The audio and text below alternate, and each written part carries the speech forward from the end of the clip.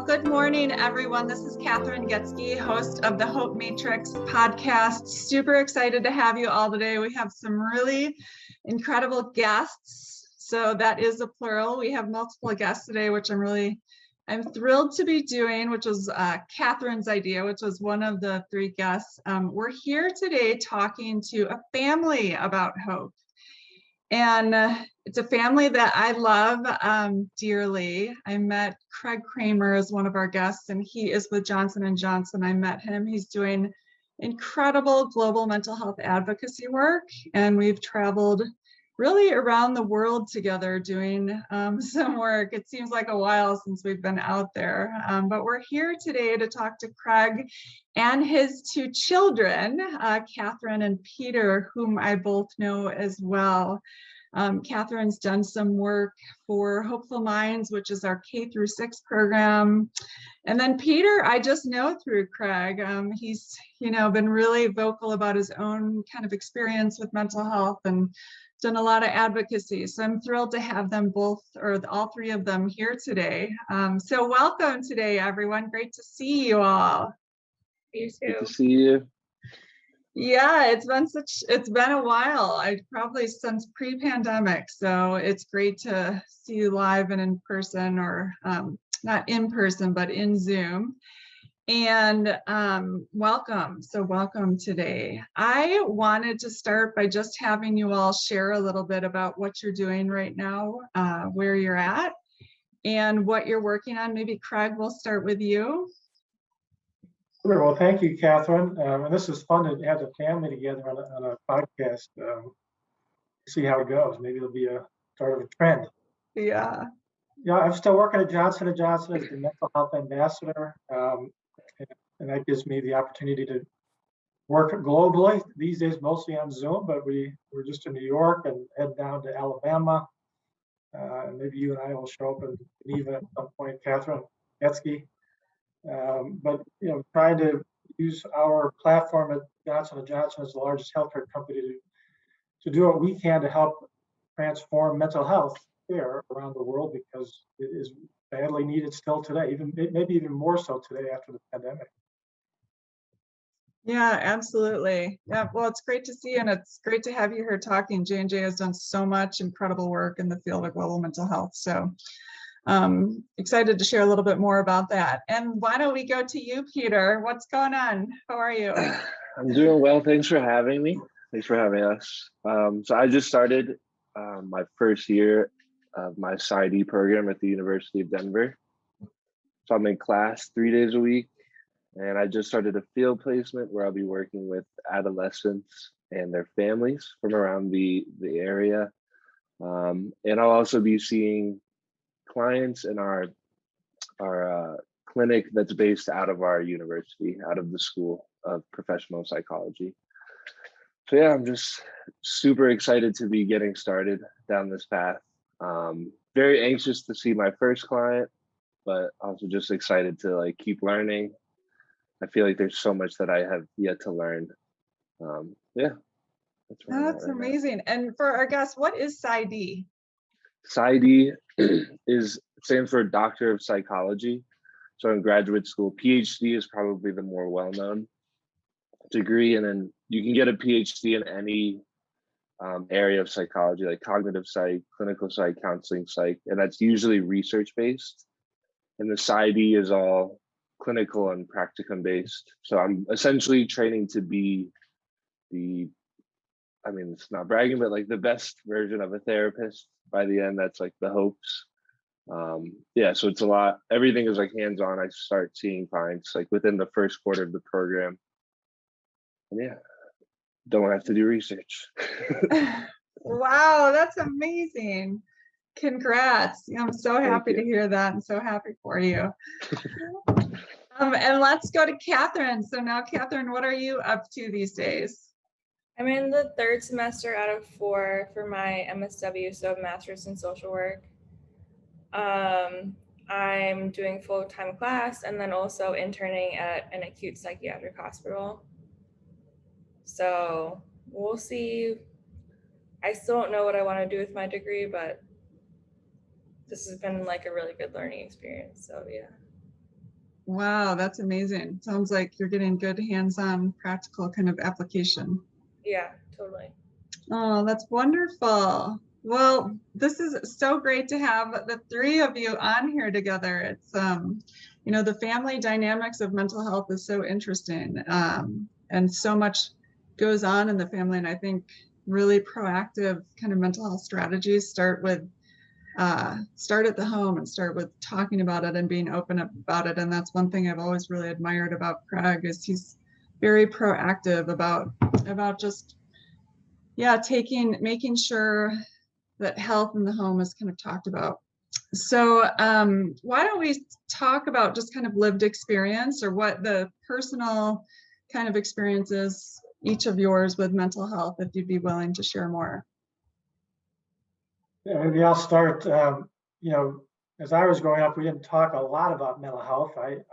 In retrospect, I had, you know, some depressive episodes in college in particular, and really a lifelong level of anxiety that kind of, you know, was present all the time. And I developed my own ways of dealing with that.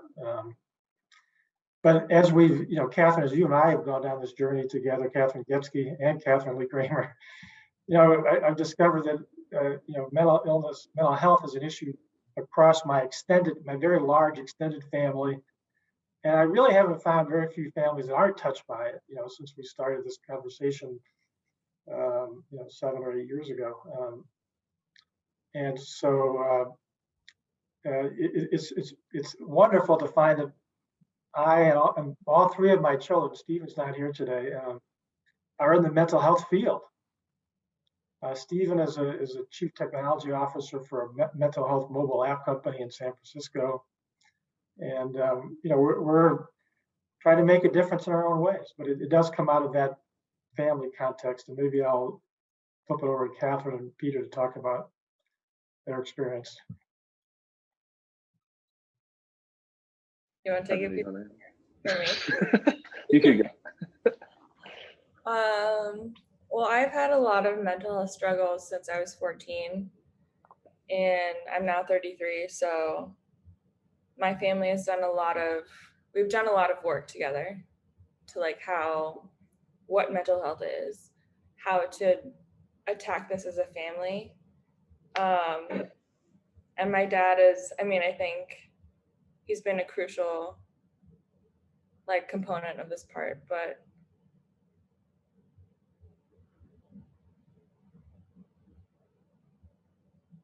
like I wouldn't be here today without them. So I appreciate like everyone in my family for being educated. It wasn't that way in the beginning for sure, but we've like grown a lot. So yeah. Just to add to that, I think for my own experience, I was like living out patterns and just cycles of my life without kind of realizing what was impacting those things. And it got to the point where I thought I was like this unfixable mistake of the universe. And then it was learning about my own psychology that taught me that I could change and that there was like things I could do, tracking like my negative and positive thoughts, constructive, destructive thoughts, and also just doing things that provide me like renewable energy, things that aren't like draining for me. And I think like being involved in something that's been so fulfilling as like pursuing my dream of becoming a therapist is really just added, and I think this is fitting for this podcast, it's added like a lot of hope and just positivity. And I think from our personal struggles as a family, as individuals within that family, but then collectively as a unit, we've all like really internalized this issue. And I think it speaks for itself, like the things that we've chosen to do with our lives. Yeah, mental health is very important. And I hope we can keep making a difference. We had a family session, Katharine, once where Peter asked the question, aren't we being hypocritical because our family is such a mess, you know, for us to be out there talking about mental health. And I think upon reflection, we realize that that actually gives us some expertise, having dealt with so many dimensions of this problem. Not that, humbly recognize, we're not perfect, but no family is. And it was kind of a great way for us to think about our how important our role is and how we can use our lived experience to help others. Absolutely. Yeah. And not only does it impact you, but you're being proactive about managing it. So many families just ignore it and turn to really unhealthy behaviors and patterns that further adds kind of destruction and chaos to their lives. So it's, I think many people can relate to, Peter, what you're saying about feeling broken and not like they fit in and isolated and alone. And so that you're, actually using that to fuel your passions, like your purpose in this world is really, that is something we know about hope, that can really help maintain and fuel our hope. If we use some of our pains to move kind of the world forward in a way that we would like to kind of see embraced. So it's wonderful that you're doing that. And that again, the family is kind of proactively managing it. I remember sitting at your table and just kind of us all talking about just mental health. And I think, Craig, to your point so long ago, that wasn't what we were doing, and that wasn't what I necessarily grew up with or what we were addressing. So, and we're also learning so much in the field. So we're learning and all evolving in the field of mental health, I think, kind of as we move through it. And Katharine, one of our fourth key to hope is nourishing networks. And so when you talk about the family and the family being there and the support, we know as well that that's that's so important to hope. And I just wanted to expand on that a little bit. What do you think in the family is, like, what is helpful responses? So if someone is, if a parent is seeing a child struggle, or, or when you're struggling, Katharine, what's helpful from your brother or your dad? What was, supportive and versus kind of invasive? How do you kind of manage that? What do you think? So coming from, I'm going to talk about when I was younger. So my parents' family weren't well versed in mental health at that point. And I was really struggling with feeding myself. And years later, they were like, we knew what was going on. And I was like, well, why didn't you say something? But it's such a hard, balancing act, I guess, to maintain trust with your kid and then also call them out on what's going on. So I think with younger kids, it's, if you see something, say something in a delicate manner, don't be, but I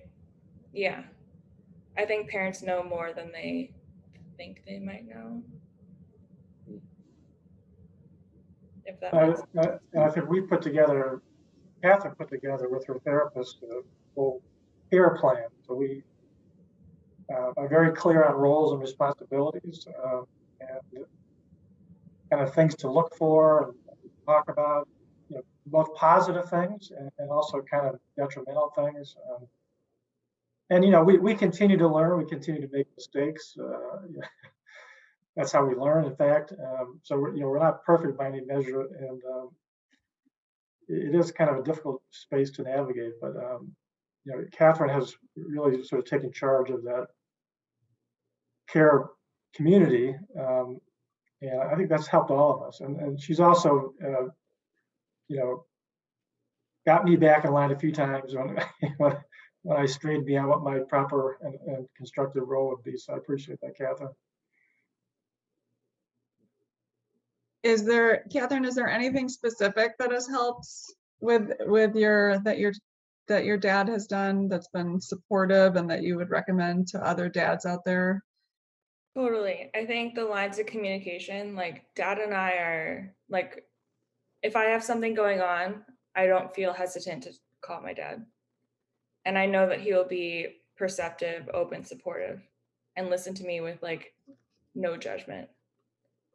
And I think that has been the most important and helpful part of our family dynamic, like the non-judgment. Just, Dad, I can call you anytime, and you just pick up the phone, and it's, yeah. And Dad, how did you get to that space where I know it must be hard as a dad to Yeah, I'm mindful of my flaws. So if Peter and Katharine want to point out where I'm not doing well, that's fine too. Yeah, I think actually we tend to be more introverted in our family, so we're kind of more taking things in and listening. So that's probably just our basic orientation, which may seem odd that we're on this podcast all talking openly about it, but yeah, I think just trying to be curious and understand the world and understanding my own emotional, needs and trying to see what other people need. I mean, we're when I think about the things I wish I'd never said, there are usually times when I, offer an opinion where I really didn't know what I was talking about. And I think Peter and Katharine could probably point to moments when I said things that I now regret as a parent. But yeah, I think humility is part of it. And Peter, do you have some insights there? I think it takes time to get to that no judgment place. I think it's just inevitable that we have judgments, we have feelings, we are humans. And I don't know, I've never had a child, but I imagine it can be very frustrating when you're seeing your child like play out these patterns over and over again, and you feel like there's something that you could do. And I think like the old way of thinking is that we have to like intervene, control the situation, especially if we feel like somebody else is like lacking that control. And I think just through our experience together and just like learning about like empathy and understanding, you put your judgments aside and you listen. The point is that like the support is for the individual who's going through it. And I think for everybody it looks a little bit different, and you sort of learn like how to best help that individual person. Like if we're talking about me or Katharine, you figure out like what are like the best language of the best way to communicate with us is, like how we think, how we feel about things, and then just act accordingly. Yes, it's I like what they say about psychotherapy. It is an art and a science combined, and I think that could be true for just like family relationships surrounding mental health as well. Yeah, absolutely. And Peter, for you, what's been most helpful in terms of support inside the family? I think, support is, I don't know, that's just the best way that I can put it. My parents have been so patient and accepting of like the speed bumps that I've hit, for lack of a better word. There was one point in my life where I had to go to court in Western Massachusetts, once every 2 weeks, which is like a 5-hour drive, and the court proceedings would last 5 minutes or something like that short. And my dad would be up with me at like, I don't know what time do we wake up, like 4 a.m. to get to court. We'd always stop at the same McDonald's, and like that sort of, he never like asked a question like, do you want me to come? He was just like there, made sure like my suit was ready, that like I looked nice. And then just never giving up on us, I think kind of teaches us to not give up on ourselves, because that is like an inclination that I used to have. And I think like having them see us in that positive light and kind of internalizing that for ourselves has been invaluable. Yeah. So sweet. amazing to hear. You all are so connected, and it's really very special. Do you have any recommendations for people that don't maybe have parents, or parents aren't very close? Are there other connections outside the family or ways to get support that you can suggest to others? In my internship, a lot of people don't have supports. So we talk about community groups like AA, NA, or like different mental health groups and stuff like that.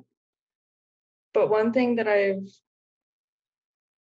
learned, the metaphor is like, you don't go to the hardware store for milk. So you need to find out like who in your life. So Peter, I go for a certain thing. Dad, I go for a certain thing. Like I wouldn't go to Peter for something that I need Dad for. But I think there's a lot of community help out there. You just need to be proactive and do that. Key thing for me is in my caregiver role was in the United States was the NAMI, National Alliance for Mental Illness, has these family support groups, and there's training that's available if you're new at this process, but often just sitting around a table once a week with other family members who are dealing with similar challenges in their household, and getting the lived experience from them, and also just the comfort of knowing you're not alone, and finding out resources that are helpful. That was really huge for me, especially early on. Yeah, that's great. And what inspired you to kind of reach out or take advantage of those resources, Craig? Well, I got to a point where I realized I didn't know everything I needed to know, and I didn't know where to go next. And I'd always known that NAMI had these support groups, but I was really kind of grasping for straws, and so I just got involved and found it to be really wonderful and supportive. The mental illness, especially if you're not aware of how to handle it in the ways we're talking about today, it can really wreak havoc in your family. At some point the water's coming over the dams, and you think, my little bucket's not big enough. I need other people to help me get the bucket. So that's, we got there. This is probably right around the time that Peter was going into the court system, and Katharine was having some issues as well, and their mom and I were also having issues. And Katharine, you and I have access to the top minds of mental health in the world, and I was consulting with them, but it just wasn't enough to handle the day-to-day, practicalities of how to manage all this stuff. And so this kind of wisdom of the crowd, and none of these people were trained mental health professionals. They were just people who'd been working on their families for 10, 20, 30 years. And it was that kind of just everyday wisdom was just really critical. And really just, probably more than anything else, the first day I went there, people told me that I was okay. I was going to be okay. And that was something I really needed to hear at that point. Yeah. Go ahead, Peter. Well, I guess I was going to say the first step is like talking about it. And that can be really difficult, especially if you're unaware of what's really going on. It can be even harder to talk about it. And I think some people might be isolated, and I don't want to act as if everybody has a support system that would be very responsive if they were to come to, a friend with a mental health issue. Some people might not be aware still. I know that's hard to believe in the spaces that we all operate in, but there's a large portion of people who don't know how to talk about mental health still. But I think just in my own experience and with other loved ones, I think you'd be surprised at the ability for our friends and family to take on these issues with us and to understand, and the experiences that they had. Like my dad said, have we met a family without some sort of mental illness problem that they've fought, most likely they fought silently and behind closed doors, but like the experience that they have is still there. And I think if we're more open about talking about our own issues, they will be more open, and I think we'll just help like collectively destigmatize mental health as much as we can. Absolutely. And Craig, you've taken a lot of what you've done and really driven change, I think, within your organization, and worked alongside with others to create programming for connection in the workplace, so that it's not, you know, such an isolated, so that if you're dealing with something in the family, you can actually get support in the workplace. Whereas I think for so long, if we're dealing with something like that, we feel that we have to keep it outside of work. You can't bring those kind of issues into work. And I think that's really transforming mental health overall. Can you share more about what you're doing at J&J to make it a more kind of inclusive and place where you can get support? Yeah, it's been an interesting journey, and we're still on it. You know, Johnson & Johnson, most people used to know us as the baby company. Now you might know us as the COVID vaccine company, but we're really one of the largest healthcare companies in the world. We deal with cancer, HIV, diabetes, infant and maternal mortality, other types of issues. And so when you know, my family was going through these mental health struggles, and I talked to our company and, you know, discovered just how big the mental health challenge is. It's actually, by some measures, bigger than the combination of cancer and diabetes and chronic respiratory disease like asthma. You know, we sort of came together and said, well, let's try to do something really significant around mental health, like we've done for HIV. We were kind of the vanguard of changing HIV from a death sentence to now a chronic illness, and pretty soon we may have a vaccine that makes it totally preventable. So can we do the same thing for mental health? And almost as soon as we got started, the J&J employees, you know, we were thinking externally, helping other people, other countries and whatnot. But almost immediately, the employees started coming and contacting me and saying, you know, what about me? What about my family? And pointing out the gaps in J&J's you know, health network or health safety net for our employees around the world. So we've actually spent a lot of our time now, as you're kind of hinting at, you know, focus internally. How do we change the culture so people can talk about mental health? We use a lot of storytelling. We have a TEDx J&J event. We have a monthly speaker series, and we go right at it. We talk about addiction, bipolar. We have an upcoming event on schizophrenia, and obviously depression, anxiety, OCD, eating disorders. And at every one of these events, we have our employees telling their personal story, how they live with those conditions. And we always have a caregiver as well. Employees act as a caregiver. So that's really kind of normalized the conversation to a large extent, but we still have a long way to go. We're now trying to reach out to supervisors, because if your supervisor gets a little bit, you know, nervous about your mental illness, then it affects your ability to get promoted, to get the good assignments. And so we're now doing some training across the whole enterprise on that. And then, you know, we discovered that, like the whole world, that our mental health services that we offer are somewhat limited. And, you know, so we're trying to evolve that in a direction that's building the future of mental health. So, for example, you know, when we started out, we didn't really have an employee assistance plan for every employee globally. So that was step one, is to make that available to everybody. But then, you know, we discovered that that's really such a narrow, you know, medical approach to mental health, and it also throws you into this, you know, this kind of call waiting. You know, you're waiting for weeks and months to get an appointment, and so we're now starting to look at how do we have peer support that can give you, with your fellow employees, you know, immediate interactions, so that you can start to map out what it is you need to do.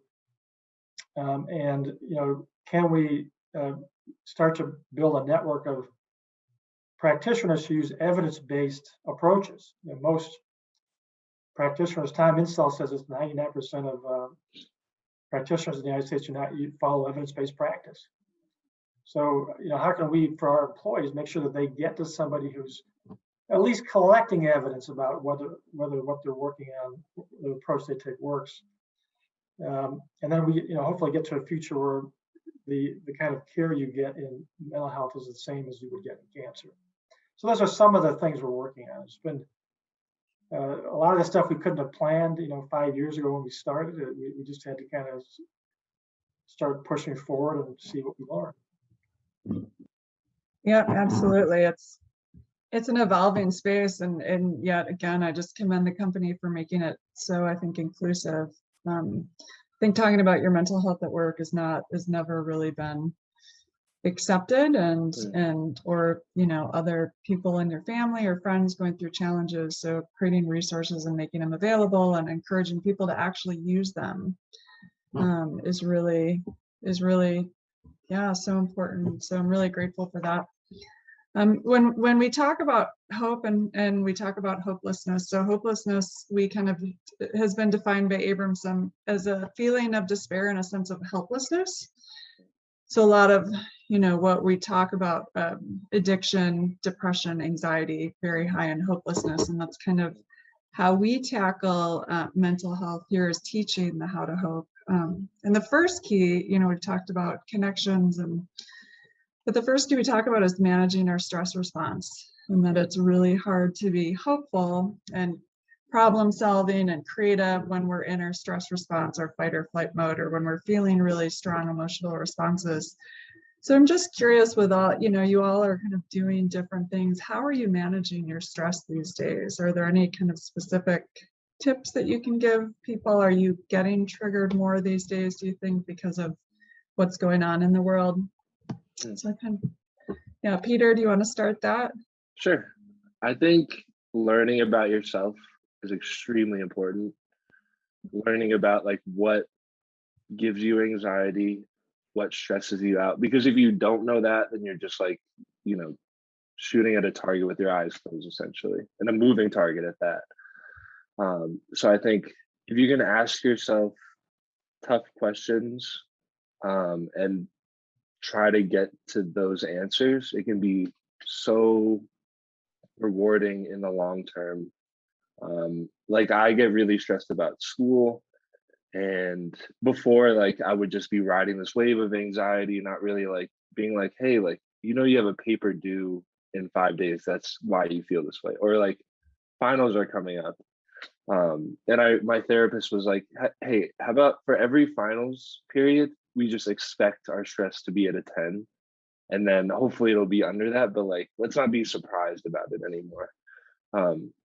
And then when you figure those things out, you can be proactive in managing your stress. Let's not tell all my friends that I'm socially available when I have other things that are schoolwork or professional work that I have to take care of. So you're not, anxious about disappointing your friends, and then your work is starting to suffer. So I think, learning about what stresses you out and then doing whatever you can to, be proactive and combat those things, I think is extremely helpful for me. Yeah. That's great. What about you, Katharine? I think kind of jumping off Peter, I think awareness is really important. So being aware of what stresses you out. Being aware that this assignment is due, because being in grad school is not easy. But being aware that I need my sleep, I need to eat well, I need to reach out to supports, I need to do this, that, and the other in order to benefit my self-care. And I think what I've learned, which is a really hard lesson, is telling people that I need help. I'm used to keeping things to myself and be oh, Kathy, you can figure it out. But in most cases, that's not true. So I think, reaching out to Dad, to Peter, to people that are really key supports, to just say hey, I'm struggling. How can you help? Or not even saying how can you help, but just naming the fact that I'm stressed.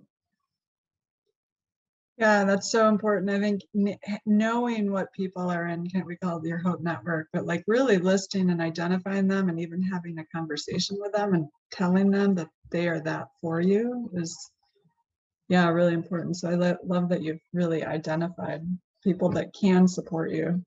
Yeah. And worked with them on what does support look like for you, because oftentimes we don't do that. So we have these expectations and they're not met, and it further frustrates us. And Katharine, one dynamic that I think we've gotten through now is that, the first couple of times you ask for help, it feels good, but the fourth time you think, well, I'm such a loser. I keep ending up in the same spot, and I don't really want to, I want to try to solve this on my own.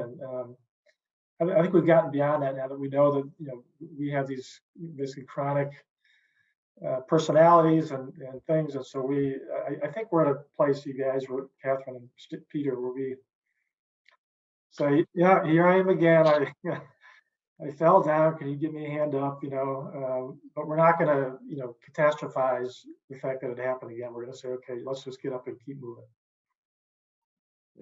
Yeah, such a good point. I know we're always, we continually fall down in life. That's a part of life. Life has so many ups and downs. And yeah, so that's such a great point, because we do tend to attach that shame, or I have attached that shame to it. And that just further us, gets us into a bigger kind of cycle of hopelessness. So how are you managing your stress, Craig, with all you have going on and just, so much has happened. And as you mentioned, the company is doing a lot with COVID and the vaccines and so many kind of ups and downs about that. So it's. Yeah, I mean, there have been times in the last 20 years where it just feel like the sky was falling almost. And in many cases, there was no one else to stand up and hold the family together. Their mom, Michelle, also carried a lot of that load. But from a very young age, I mean, I always worked out. I was always very athletic, so that's been an outlet for me.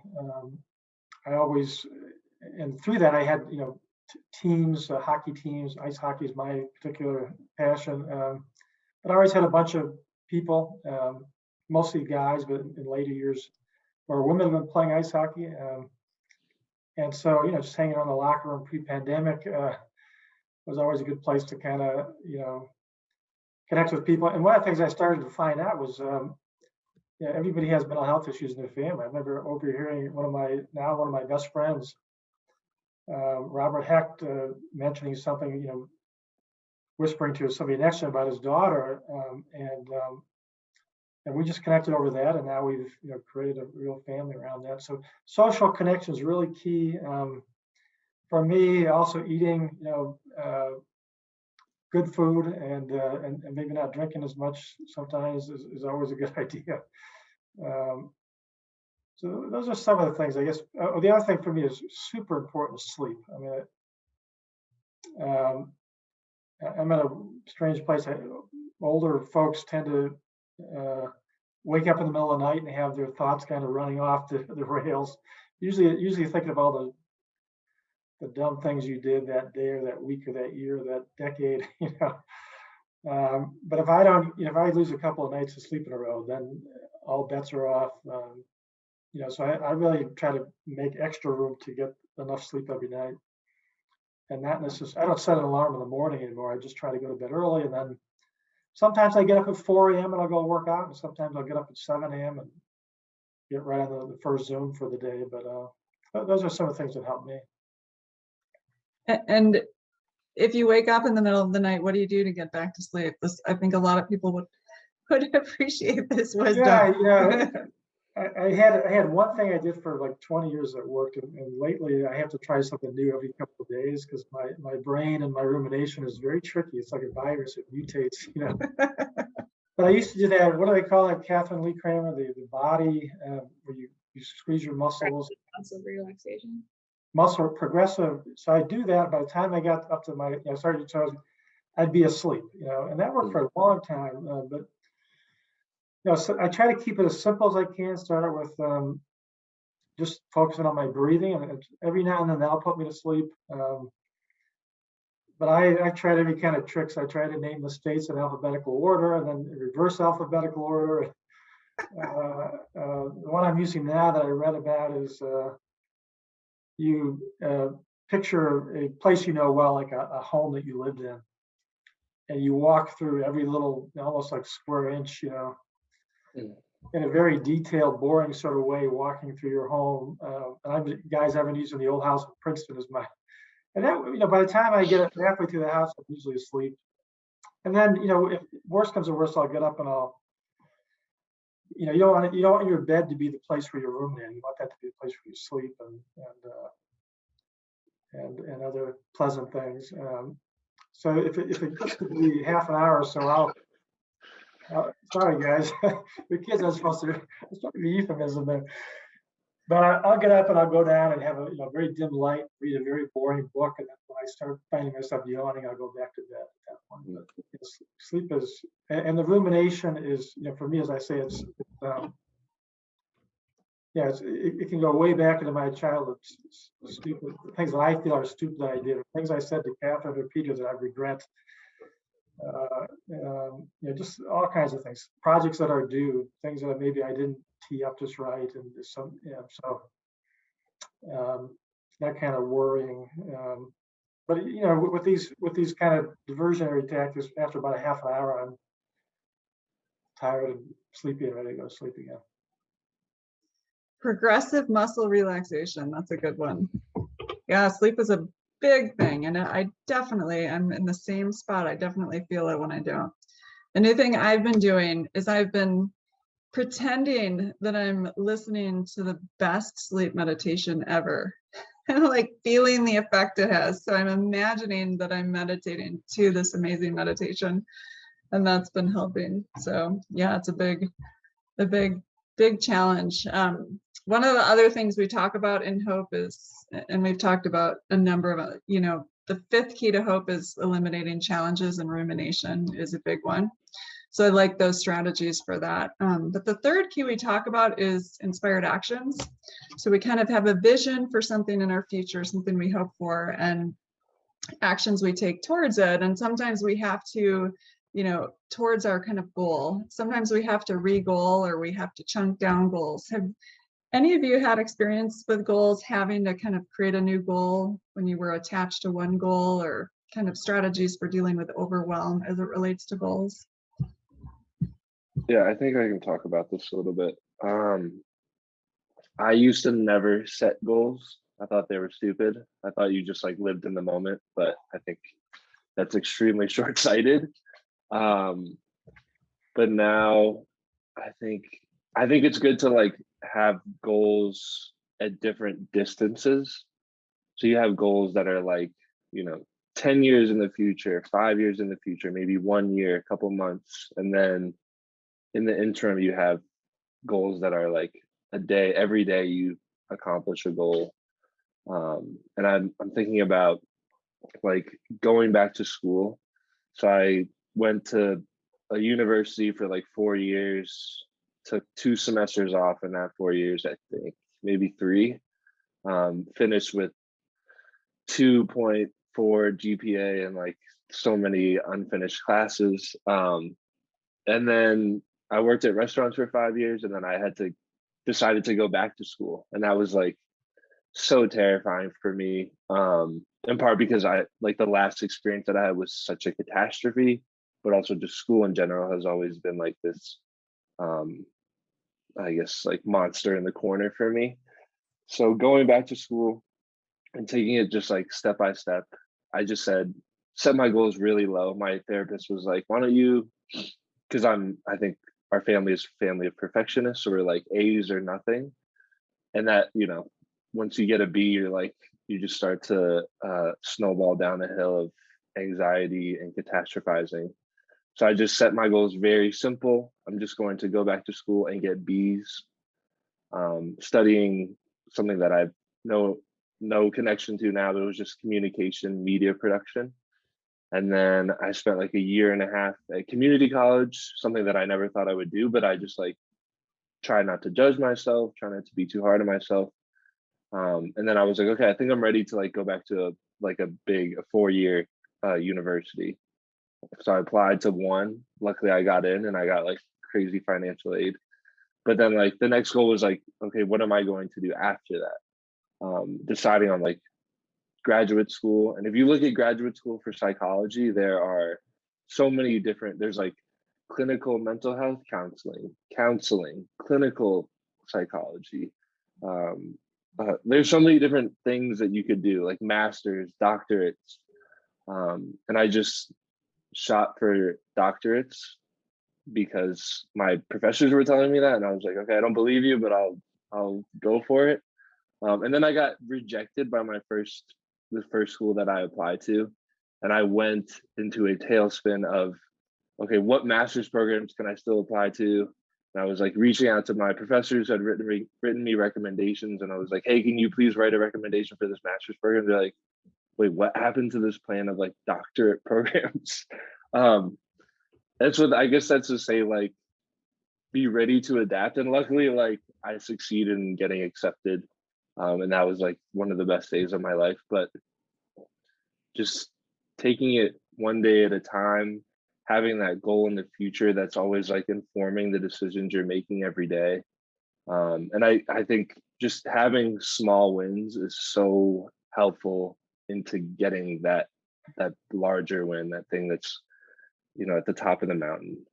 And I think like having my dad and my family around me, and like nobody judging me or like pressuring me in ways that I was uncomfortable with. They were just like, okay, like we trust in Peter to take control of his life, and whatever choices he makes, we'll support him. And I think like those two things have just helped me so much in the past like 5 years.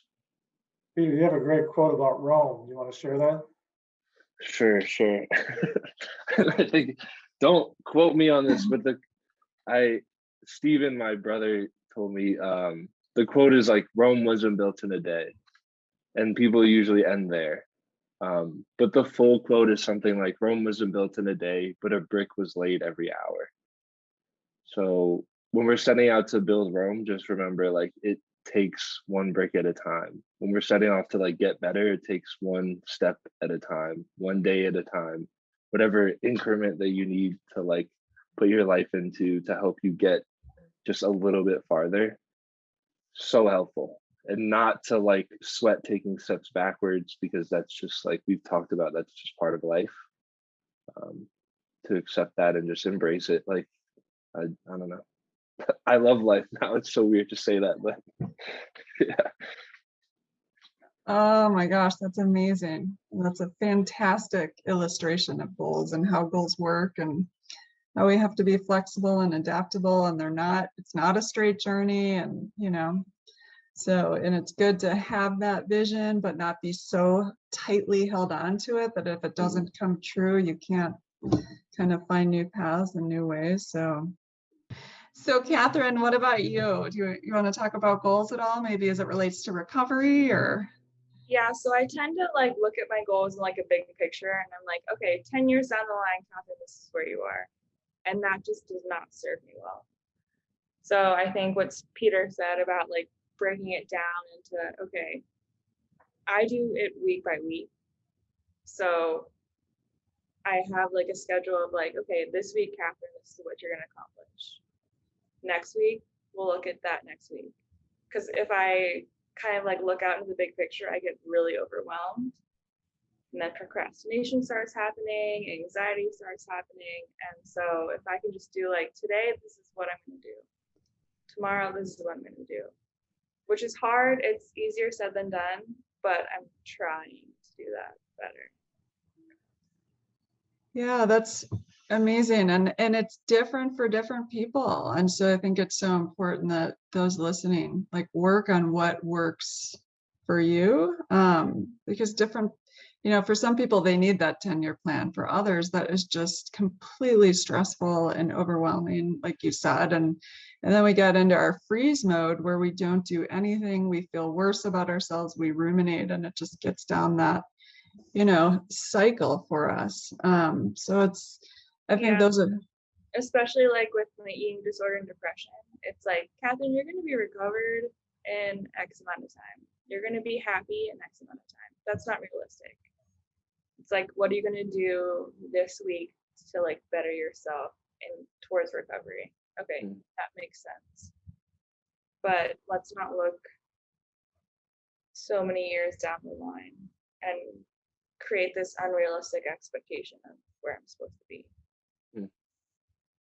absolutely. And as someone in, recovery from addiction, I just, sometimes it's what can I do for this minute, to further and to get myself through this and then when I mess up, to not internalize that and think, oh, I'm a failure, I'll never do this, I can't. Self-compassion and self-forgiveness is equally important. And Katharine and I have been talking about procrastination lately. Because when we procrastinate, we tend to beat ourselves up and say, this is terrible. But I sent her a podcast by Adam Grant, the organizational psychologist at the University of Pennsylvania, where he says, actually, procrastination, if you look at the data, they've done social science experiments, procrastination can be reframed as actually a process of innovation, that you're giving yourself space to. So if you view it as not a negative and beat yourself up and knock yourself down, but say, okay, look, and first of all, everybody procrastinates at some level. But you sort of lean into that and say, I'm just going to actually enjoy the procrastination and see what comes out of it. And Katharine had a couple of papers due the other weekend, and I don't know how you navigate through that, but everything got done and it went well, I guess, right? Somehow, yeah. Is that a TED Talk? Is that a TED Talk that you're talking about? No, he wrote a book, and it might be on his. It's on several podcasts. Adam Grant has a work-life podcast. I think he has one episode on the procrastination. I'll send it to you. Okay. Put it to the whole group. Yeah. And what about you and goals, Craig?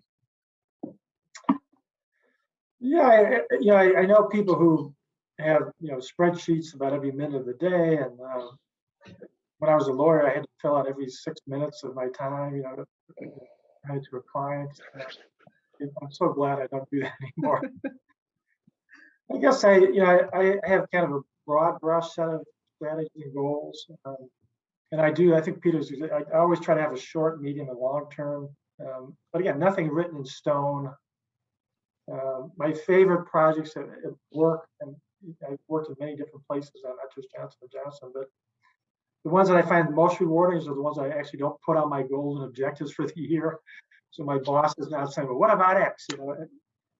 And in fact, the whole mental health thing was kind of a side hustle that sort of turned into something wonderful. And I had the freedom to experiment and just kind of poke around when I had a chance to work on it. So I think it's important not to, you had it right, Kathryn Goetzke, everybody's different. And some people thrive with a really structured and planned out. I'm probably in the middle somewhere. I think it's important to have an idea where you're trying to go. But I also like to enjoy the flowers along the way and be open to serendipity. I go through spurts where I do that thing where I'm going to say yes to anything that comes in the door, especially if I haven't done it before. But I can't do that for very long, but I'll do it for a little while. So. Love that. Oh my gosh, this has been so inspiring and helpful and informative and touching. It's really amazing to see how you all are doing and what you're up to. Is there anything else you want to share with our listeners about your own personal journey, or things you can think of for others that might help that are struggling right now, or anything in the family or that we didn't touch on?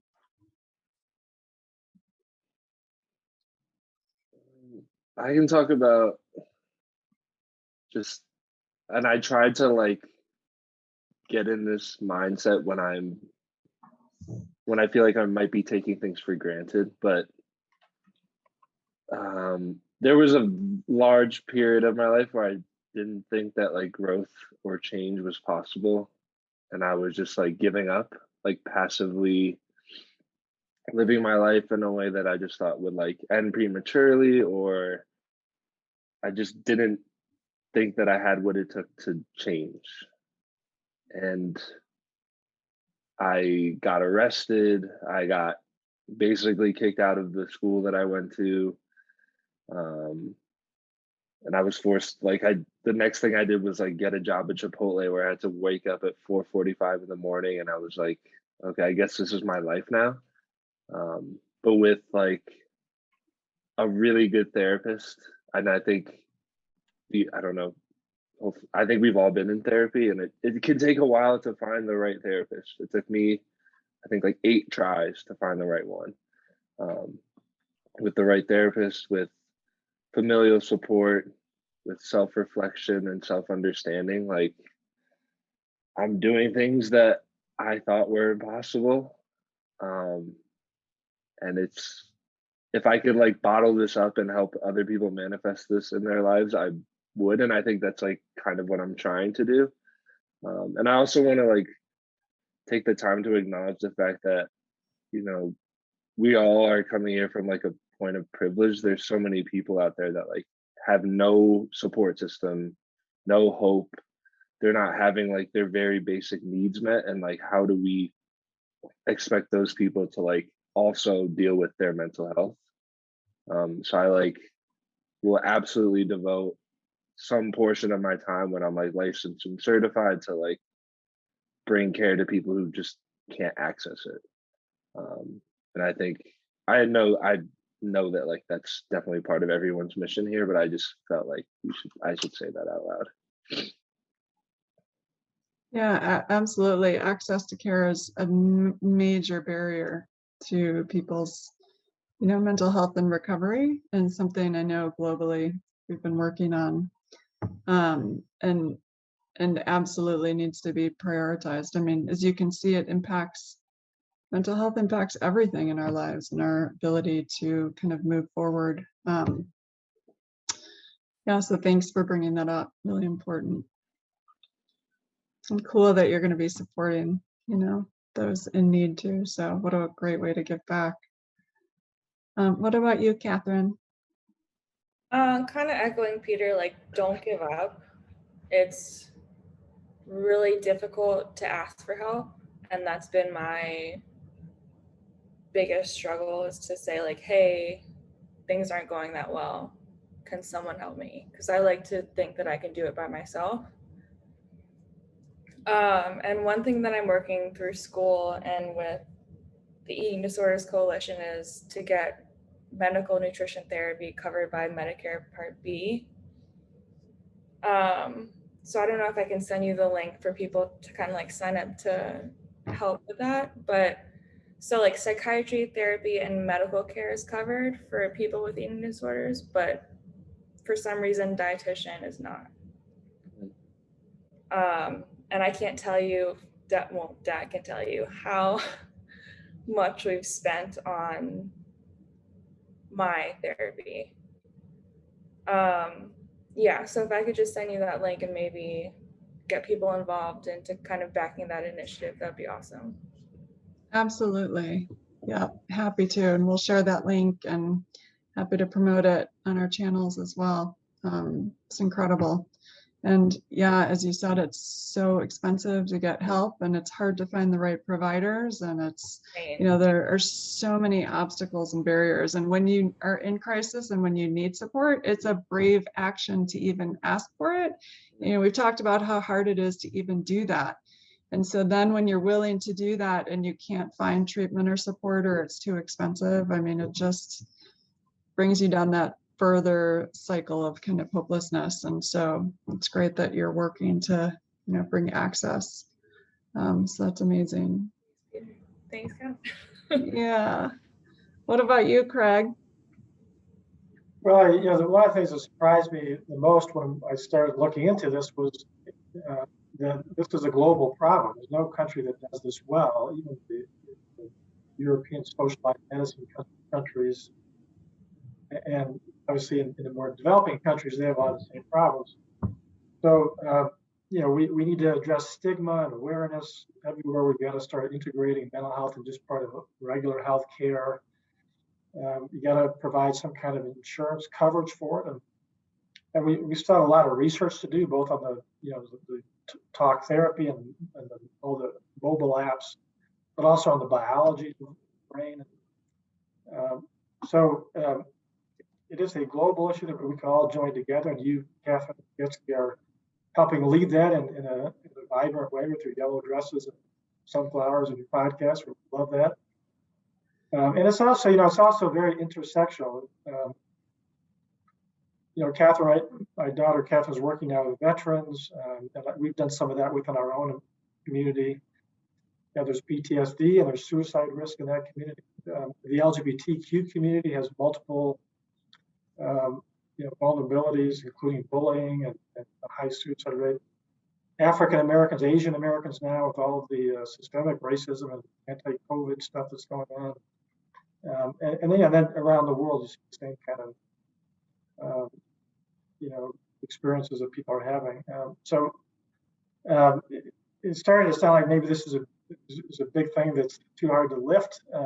But what I've been encouraged by, and I know Kathryn Goetzke, you have too, is just that all these voices are finally coming together. And we're starting to build a movement. We're being part of a movement that is going to make the change, I think. And the fact that all three of my kids are now in mental health, when 5 years ago none of us were doing anything well, is, I think, an indicator of that.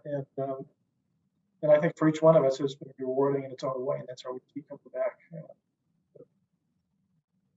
That's amazing. Yeah. And one of the things we know about hope is active, right? So it's, you have to feel good and then you have to take action. So moving from that hopelessness to hope, and taking kind of what I call the lived experience of hopelessness and moving it to action. And I think, Craig, to your point, it can seem quite overwhelming, and can lead to additional hopelessness when you think of the big picture and the number of challenges. And I think that's when we have to take those micro steps and chunk it down. And as Kathryn mentioned, really small. What can we do kind of now and move the needle forward? So, wow, it's so amazing. You guys are all doing such incredible work. And it is wild to think that 5 years ago you weren't in this space, and just how much you all are contributing and doing. And I think, to me, and Craig, I don't know about you, but the younger generation has taken on, I think, mental health and being proactive and outspoken about needs and the change that really needs to happen, kind of must happen to move the world forward, keeps me in the space and going and inspired and engaged and active myself in it. So thank you all so much for joining. I can't wait to share this. Yeah, I think it's a great model. I'm really interesting to hear from the family perspective, and I'm grateful that you're also open about it.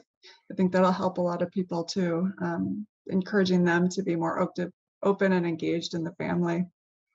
Thank you. Yeah, thank you so much. Thank you. Kathryn Goetzke, thank you. And Katharine Lee-Kramer, thank you for suggesting that we try to do this as a family. This has been kind of fun.